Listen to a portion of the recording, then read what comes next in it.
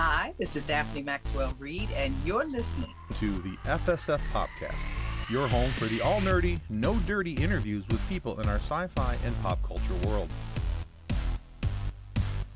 Welcome to Pop Culture Addicts. Our guest today may best be known to you for her work on a little show called The Fresh Prince of Bel-Air, playing the role of Aunt Viv for 70-plus episodes, and I'll be honest with you, that's where I know her best from, and that's one of the reasons I'm so excited that she's on the show today, because, you know, she's Aunt Viv. She's Aunt Viv. I mean, come on.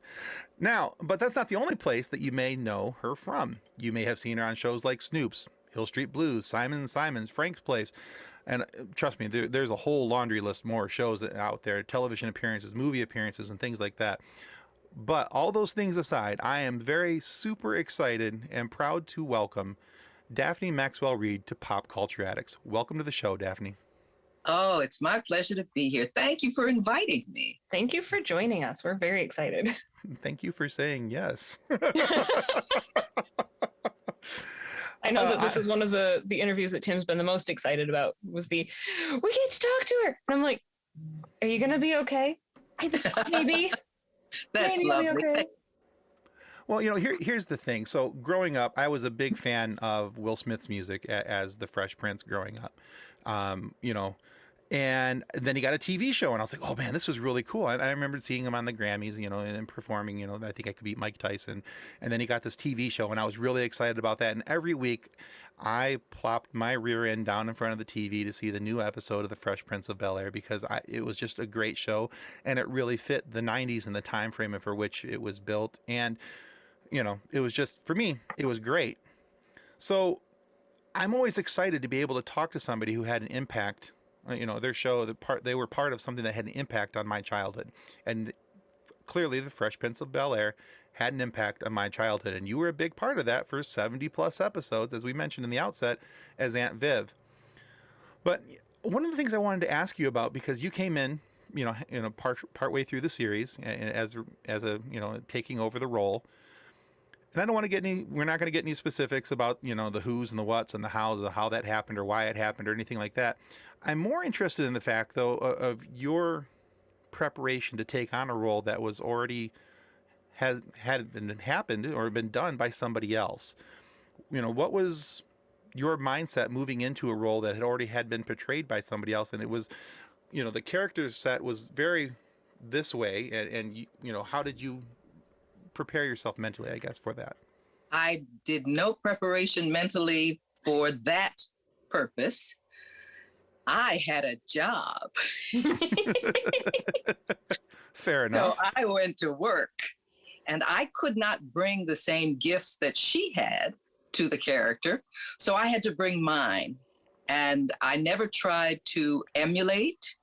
I tried to exist as the wife of James Avery. Mm-hmm. Basically, right. Uncle Phil. And that's where my mind was. Portray this woman. I was in love with the man anyway because he was such a dreamboat to work with. And I guess we fell in love during the audition process, and the chemistry must have worked because it just felt like I was back at home with another family. And he became a very, very dear friend of mine. He and his wife and my husband and I used to travel together. Oh, nice. And just a dream job to have with wonderful people who welcomed me with open arms, told me nothing about the situation. Even if I asked, they said, we're not talking about that. I said, okay, awesome. Then I won't talk about that. And never came up while we were working. So it was an ease for me to step into that character because it was a lot like I am in real life. Oh, excellent. Yeah, I've always been curious about that because I think sometimes people may play it up in their minds. Oh, I have to be this to be that character because that's how that character was portrayed before. But your portrayal, as you said, was a separation from the totally different. Yeah, totally different, but still not out of place or not out of line with anything that was going on in the show. You, like you said, you did fit seamlessly into the show. And, you know, as I as I told my parents way back in the day, when you came on the show, my dad, who would watch it with me every now and then, would say, "Is that a different Aunt Viv?" I'm like, "Yeah, she just got a makeover." Yeah, yeah. And I got a job. There you go. Absolutely. So going from being on Fresh Prince to a totally different topic, because that's just how we work here sometimes. I am the youngest of four, and a family dinner quickly turns into 10 to 12 people plus on a regular basis. And I found out about your cookbook, which I am super excited about. But I mean, again, being the youngest, I didn't get to help a lot because my older siblings and my parents could do everything faster than if they included the baby in it. But now I have a 3-year-old who wants to be included in all of the cooking and wants to be included in the baking. And I found parts of your cookbook with the explanations of basic cooking to be really, really cool. I loved the explanation of those terms. And I actually kind of wish I had gotten it when I first got married. Like, it would have been very helpful as a newly married woman. So I wanted to know what inspired you to put this together, and what is the meaning behind Grace plus Soul and Mother Wit as the title? All righty, I'll start with the title. Grace, Soul, and Mother Wit is the grace represents what you say at the table before you eat, and it's also the way to live life with grace. Mm-hmm. Soul is my tip of the hat to my community and the culture that I grew up with. And Mother Wit is something that I was innately born with. Some people are, some people aren't. But it is kind of common sense. And I want to impart some of the common sense ideas to whoever is reading the cookbook as well. So that's the title. Now, I have been collecting recipes. I've been cooking since way back, since I was a child as well. We had a smaller family, so I was the only girl there. So I did help my mom. And she loved to cook. And what she loved about cooking was serving the meal as an expression of her love. And I thought that was a great concept for just the act of cooking. Mm-hmm. And I expanded that concept in my mind, sitting down with a group of people, family, friends, 2 of you, whoever, and sitting down and sharing a meal that you prepared with love is an act of communion. And not religious communion, just communion with getting to share with the other people that you're sitting with, and to express yourself over a meal that they know was cooked with love. So I wanted to make sure that I continue my life doing that. And in doing that, I started collecting recipes from all sorts of friends that I had been working with. We would go to dinner with them and they'd make something. Okay, I got to have this recipe. And I was collecting all of these recipes. And every once in a while, we would make a little book of recipes to send to our friends as Christmas gifts. Eventually, my friends said, "When are you going to get that cookbook off your computer?" And I said, well, I have to figure out why I want to get it off my computer, because there are cookbooks everywhere by real cooks. And I'm not a real cook. I'm not a chef. I'm not trained. I just like doing it. So what I figured out was I'd make it a mini memoir and take people through the journey of my life from childhood all the way through the work that I had been doing. And that's the format of the cookbook, is to share my life with you and tell you stories about each of the recipes and where I got them from. I love that. And you may not be a chef, you may not be a real cook, but you're a mom. Like there's nothing better than mom's home cooked food. Like that's right. Oh. And there's so many people who now are eating out because it's quick and easy and they're working all day, and I understand that. But I hope that they take at least a day or 2 a week to commune with their environment, with their family, with their community that they sit around the table with. I love that thought, especially because right now, so my oldest son is off and moved out of the house. He's married now. And my middle son is going to college and he's working, so he's gone from the house quite often. And so the times where we do get to have the entire family home, and when my son comes back from across state with his wife, and my middle child son is home from school, and my daughter's there, and we're all able to sit at the table together as a family, and those are really special times. And to be able to share that food together, and I think that's something that's very missing from this time and age, is the sense of family. Yeah. And the sense of community. Yeah. And it helps you grow empathy by exchanging ideas with other people. It's something that we are missing running through life. And it's been my charge for the past 20 years to get you to focus on the details of your life that make the journey rich, not just getting from A to B, Right. but to notice all of the little things that enrich your life and to appreciate them. At my photography, I do the same thing as I do with my cooking. Definitely.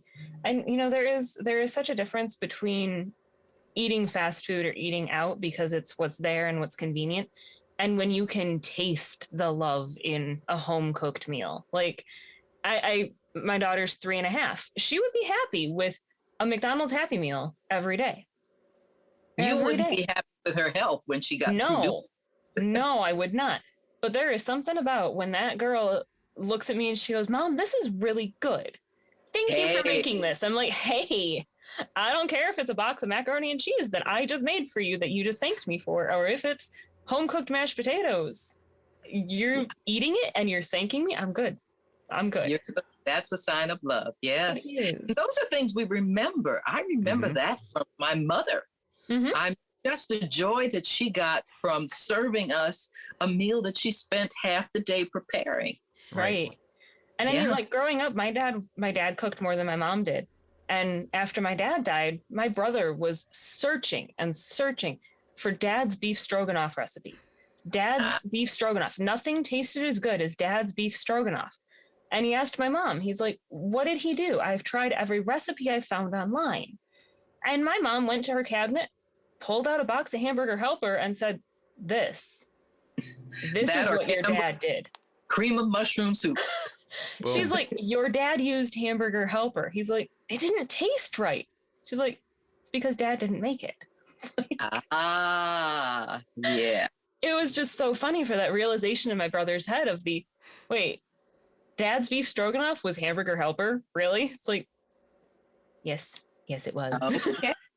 Well, you remember those kinds of things, and you create those kinds of things with your daughter. Just little things will strike her, and she'll remember them for the rest of her life. Oh, yeah. She is the best little helper at mashed potatoes right now. Like, excellent. That is her go-to job in the kitchen right now. Are we having mashed potatoes tonight? I'm like, not tonight. We had mashed potatoes last night. Well, why can't we have them tonight? I'm like, I don't know. I don't have a good answer for that. Mash the sweet potatoes for the next night. Yes. Ooh, I do love mashed sweet potatoes. And put a little bit of butter and agave syrup in them. And a little cinnamon, and she will love them, and they'll be really good for her. That sounds okay. That delicious. I might actually try. Because I don't like sweet potatoes, but I might actually try that. Oh. And does your daughter like French fries? Mm-hmm. Take a zucchini, cut it up into little sticks, roll it in some egg wash, dip it in some fine breadcrumbs, and fry them or saute them. She'll think they're French fries, and she'll be eating vegetables. You're challenging a lot of my preconceived notions about food right now. I just want you to know this. I'm also because doing two of the things I hate most in my life are zucchini and sweet potatoes. You'll love them. I'm doing I can get my husband to eat zucchini now. Yeah, make French fries out of them. Like I've bought like powdered vegetable powder that you can add into things to hide vegetables, and that's decent, but I like the idea. It's a waste of your money. Don't do that. Fried zucchini, that sounds delicious. Stuff. There's no nutrition in it, and you ain't fooling nobody. Man, she's got me over here rethinking my whole life right now. This is just crazy. Okay. Didn't think that was going to happen, did you, Tim? No, I did not expect this would, be the portion of the show where I go, really? That's a thing. Okay. Yeah, I get it. Honestly, I had dug my heels in and said I didn't like radishes. I don't like radishes. I like radishes. I tried them. Like I did a sheet pan with balsamic vinegar, and it was Brussels sprouts and radishes, and I don't remember what else I threw in there. Oh, cranberries. Ooh. Interesting. I didn't think about cranberries. Cranberries and balsamic is great. Yum. Great. And I just made some the other night with cut up apple in it and roasted them with the it was wonderful. The sweet and savory all at the same time. Oh man, I'm hungry now. That sounds good. All right, we're getting too close to dinner for this conversation. All right. Right. All right, so Daphne, you've had a very distinguished career over the years. It spanned several decades, and it's still going strong. You got stuff has been filmed recently. It's coming out soon. Some stuff that did come out, not too long ago. But another thing that's lasted for many years has been your marriage to Tim Reid. Now, in this age of dump and replace in Hollywood, it always seems that like two actors in the public eye have a hard time keeping a strong relationship going. When others seem to burn and fade away, you guys seem to be going strong. So what secrets do you have, or what advice do you have for keeping a relationship going? I think the basic element of a good relationship is respect for each other and knowledge that you're both going to grow and to support the growth of the other person. And also learn how to fight fair.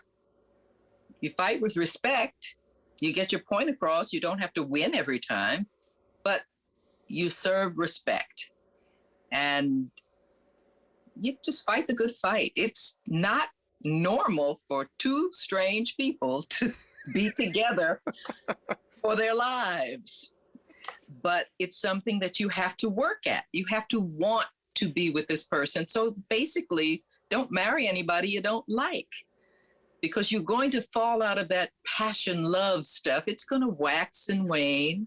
Mm-hmm. Don't worry about it. That's not what it's based on. It's based on liking each other's basic qualities and the love you have for the joy this person brings you.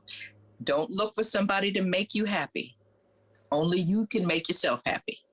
Bingo. So don't try to change anybody's personality. They're born and raised that way. That's the way they will be. And good luck. Good luck.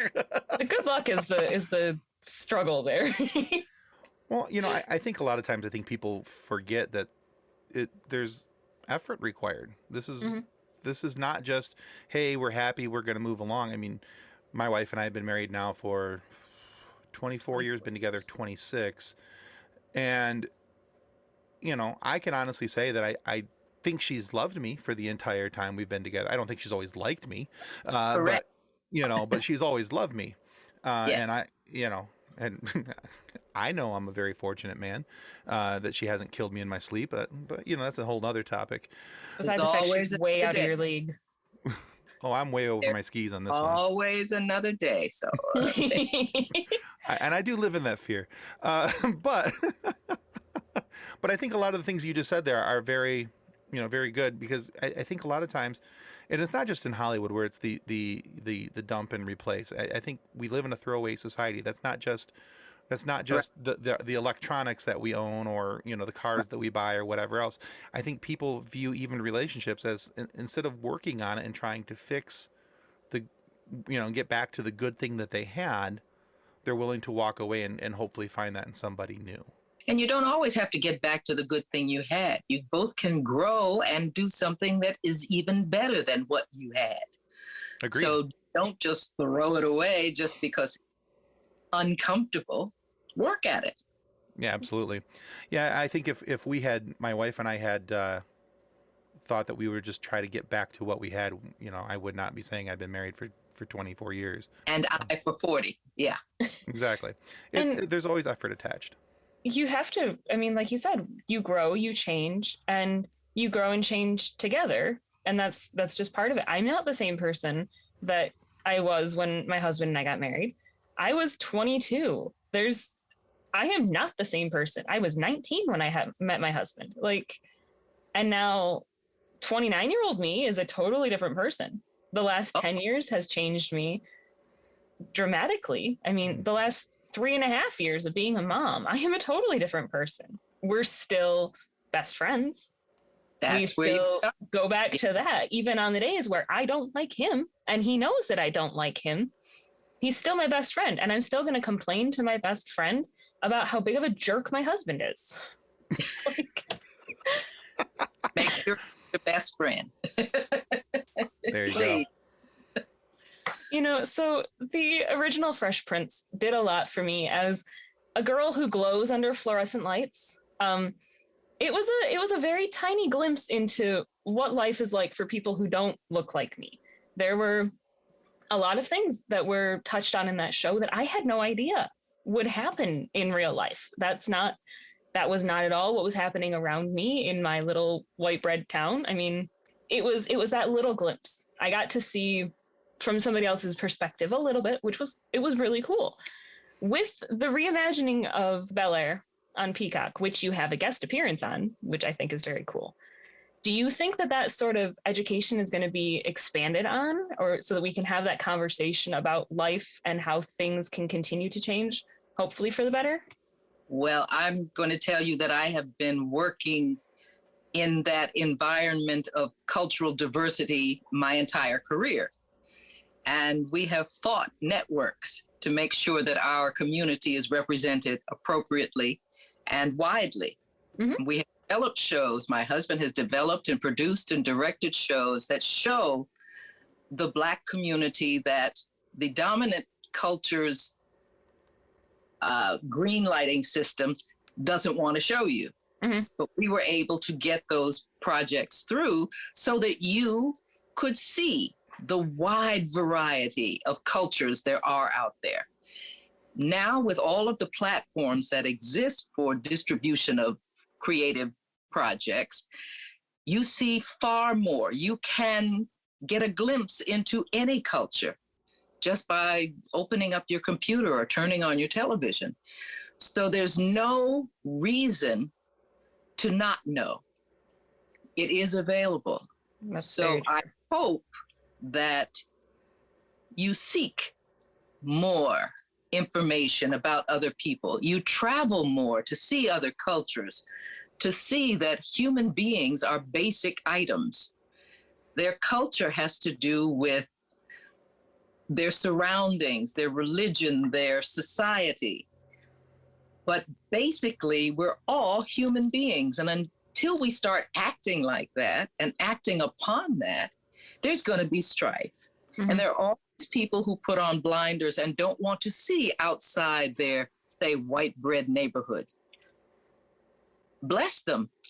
But I think that's a very limited kind of life. It is. And I suggest that they widen their scope a bit. Yeah. And I mean, it was not by choice that's the environment I grew up in. It was just, that was where I lived in rural Michigan. It was very, very pale. I understand. And that's why I didn't live there. But no, I had a friend who was born and raised in Chicago, and for work got moved to itty bitty little white bread Michigan.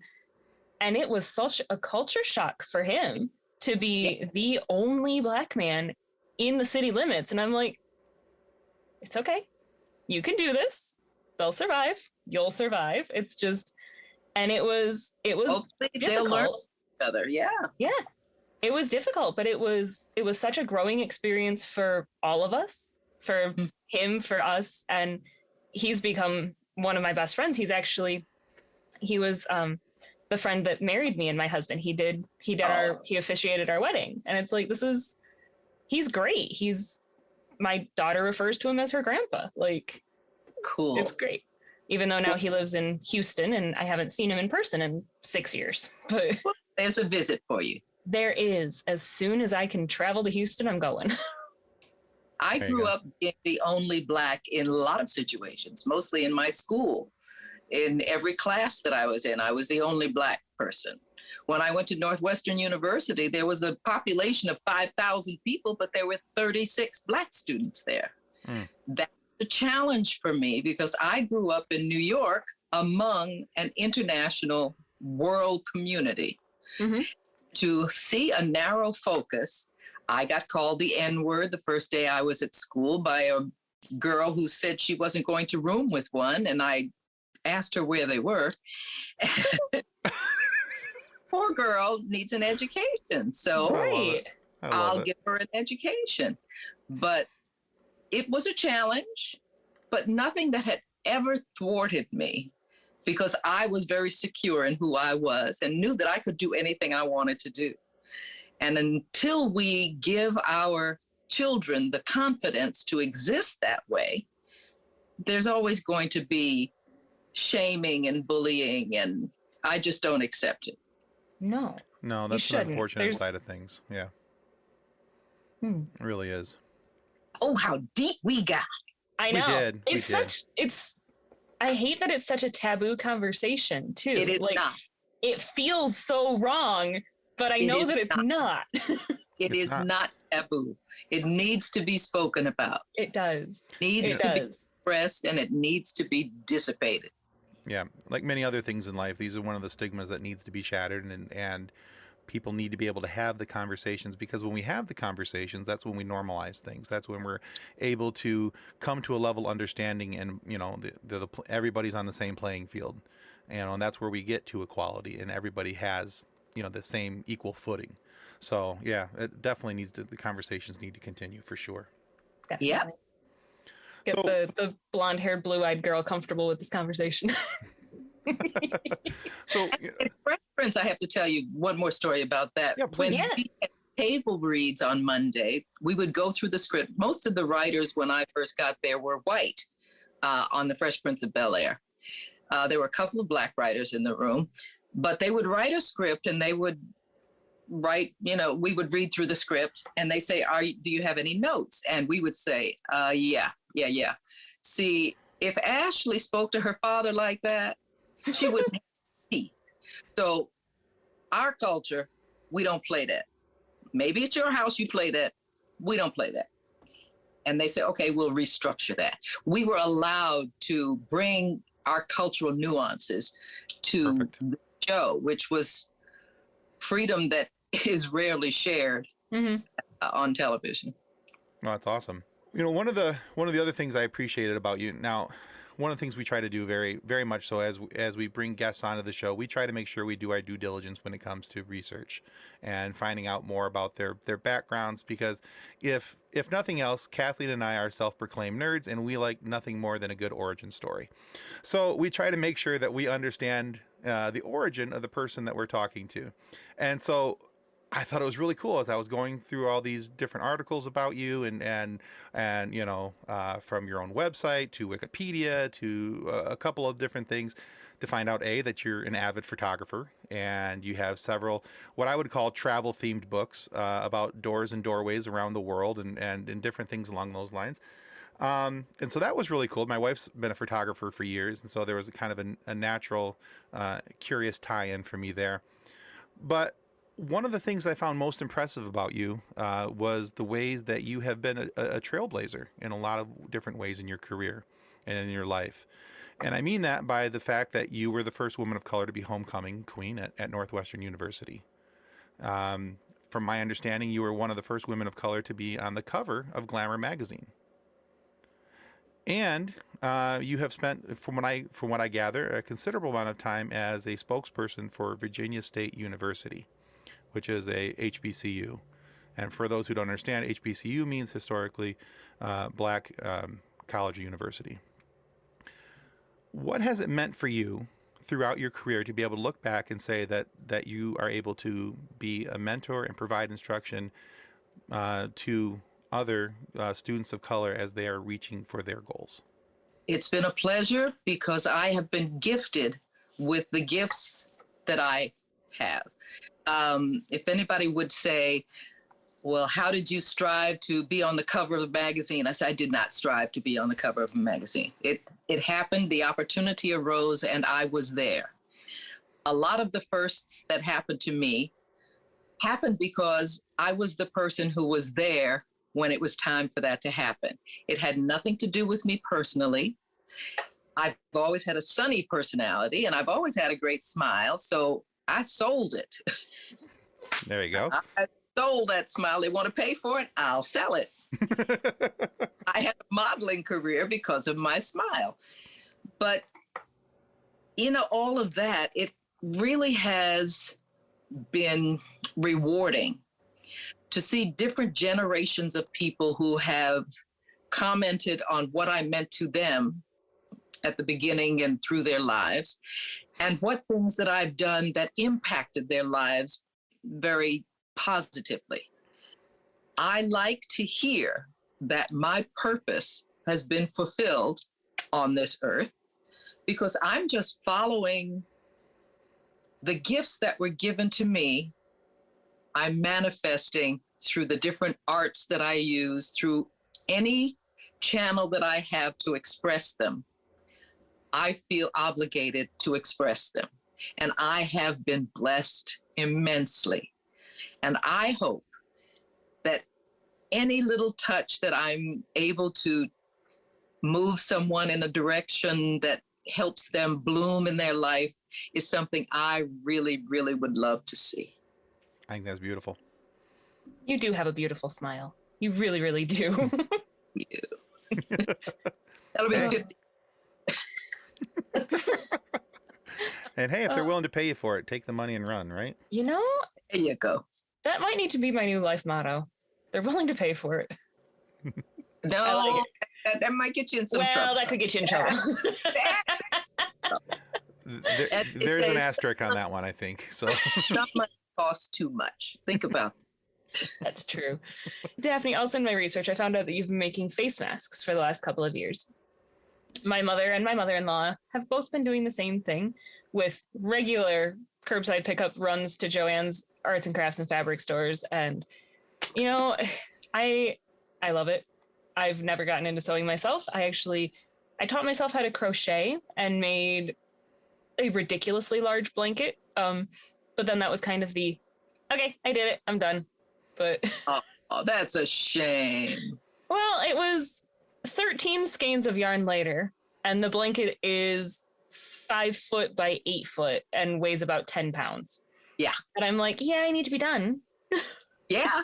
Yeah, it was good practice. Now It was. It fits wonderfully on my queen size bed. But it is Elmo red and looks like I skinned them up to make it, but I love it.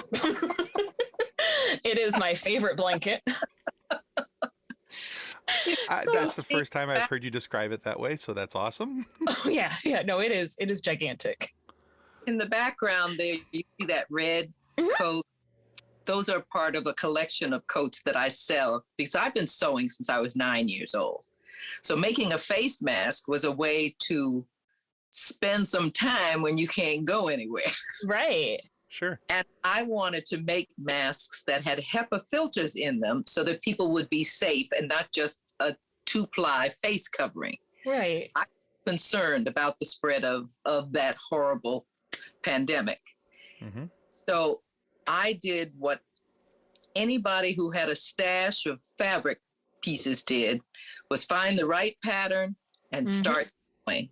And that's what I did. I also managed to do collections of masks for different groups that I'm part of. A board would want to raise some money and I would make a design that was, say, a logo for them and create the masks from the fabric. And I did that on a couple of occasions, once for the Virginia Ballet, and those were just beautiful. Used their, what they use for their stationery, had a beautiful blue and white design on it. And I said, I'm going to make that into a fabric, and then I'll make masks. And the people who donate would get one of these masks. So I did that and had a successful round of donations because of that. So I That's feel so cool. warm and fuzzy about that. Yeah. But it's also my way to give what I can give from the gifts that I have. It doesn't always have to be money that you give someone. If you give somebody something of yourself, it's as much value as giving them money for it. Yeah. I know that my mom was making face masks with the pocket for the filters. She made a bunch of them for a local plumbing company that Yeah. she embroidered the plumbing logo on the side of the mask as well. I like your mom. You would like my mom. She's pretty great. Her mom taught her to sew. She quilts, she knits. She is a little Susie homemaker. She tried to teach me. It didn't work. She has now a granddaughter, so She does. look out. She does. And that granddaughter of hers wants to be included in sewing so badly. So badly. I trained my goddaughter. Mhm. I bought her first sewing machine when she was about 4 years old because she wanted to make doll clothes. Oh, yeah. And I taught her how to use that machine. She is now a designer and has got her own company making wedding. That is so fantastic. My mom made my wedding dress, my sister's wedding dress, my sister-in-law's wedding dress. Yep. Her own wedding dress. Yeah. Yeah, and I mean, I've got basics. I know how to fix a zipper. I know how to sew a button back on, but One day you're going to make a little dress for your daughter and you're going to feel so good about it, you'll make another one. oh, I hope so. Good. I'm going to try to. You will. You don't have to just try. Just do it. I like your motivation. I can do this. I will find a dress pattern. I will make my daughter a dress. Easy. Easy There you go. peasy. Summer's coming up. You can do one of the sleeveless ones. You don't have to learn how to set in a sleeve. Don't worry about it. Hey, You can There you do go. it. good plan. There you go. All right, You gonna learn to sew Daphne. too, Tim? What's that? You gonna learn to sew too? Oh, that's not going to happen. No, no. For the sanity of everyone around me, and no, You have other gifts. You just share your gifts. I'm a talker. That's my gift. That's what I do. So, some people think it's a curse, but we'll go from there. All right. So, Daphne, we have one more question for you. We like to call it our silly question. Okay. This is what we end our show on. Okay. Now, you can answer this as serious or as silly as you would like to. So here it is. Your silly question is, if you could be a fly on the wall, who would you want to listen to? Oh, dear. That's too hard for me. I'm nosy as heck, boy. I'd want to listen to Amanda Gorman. I want to hear her thought process and how she arranges those words on a page to become such beautiful poems. She's just an amazing expresser of very beautiful ideas. And I would love to see her process. Excellent. Okay. I like that Oh. answer. Wonderful answer. Oh man. I would just go to the mall and I would be a fly in the mall listening to all of the funny conversations that happen places. I fly too much. I hear all that crap all the time. But it's good that you can admit that you're nosy. I think that's I'm nosy. Yeah. it's fun. It's fun to be nosy. I love it. She's like, oh yeah, I'm nosy. Totally. You know it's true for you too, Tim. I'm okay. I'm a little nosy, but that's not the point. We're not talking about me. Stop calling me out.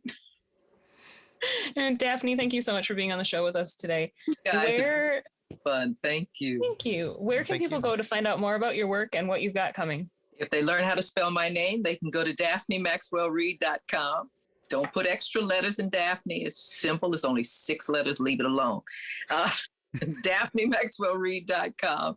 They can learn all about me. They can see some of the work I've done. They can hear some other conversations that I've had with wonderful interviewers like you.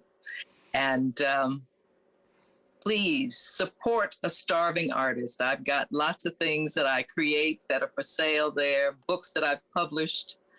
I'm a creative geek, and I keep learning new things and creating new pathways to express my art. Awesome. We will definitely link your website for those who can't figure out how to spell it. We will just have it linked straight for them so that even they can find it. Whoa, I've even got a QR code. Now that's how good I am. Ooh, look at you go. QR code. There you are. That's fancy. All right, guys, we want to remind you that subscribing is the single most important thing that you can do to ensure that we get more amazing guests like Daphne Maxwell Reid. The proper spelling is listed down below. Don't worry about that. And I want to make sure that you can go click that QR code that's being showed on the screen right there to take you to Daphne's website. And subscribing helps make sure that we get more amazing conversations like the one we've had today for you to listen to. So please subscribe. It helps more than you could ever really know. And please go to Daphne's website and buy something. Help support the artists. And remember, kids, pop culture, it's all around us. It influences every single part of our lives. So if you're a pop culture addict like us, come back next week. We'll have your fix waiting for you right here on Pop Culture Addicts. Thanks again, Daphne. Thank you, guys. On behalf of the rest of the hosts of the FSF Popcast, we want to thank you for listening to this episode. If you'd like to be a guest on a future episode, please contact us by means of Twitter or Instagram using the handle @FSFPopcast. Or go to www.fsfpopcast.com and click on the Contact Me link. Thanks again, and hope you enjoyed the episode.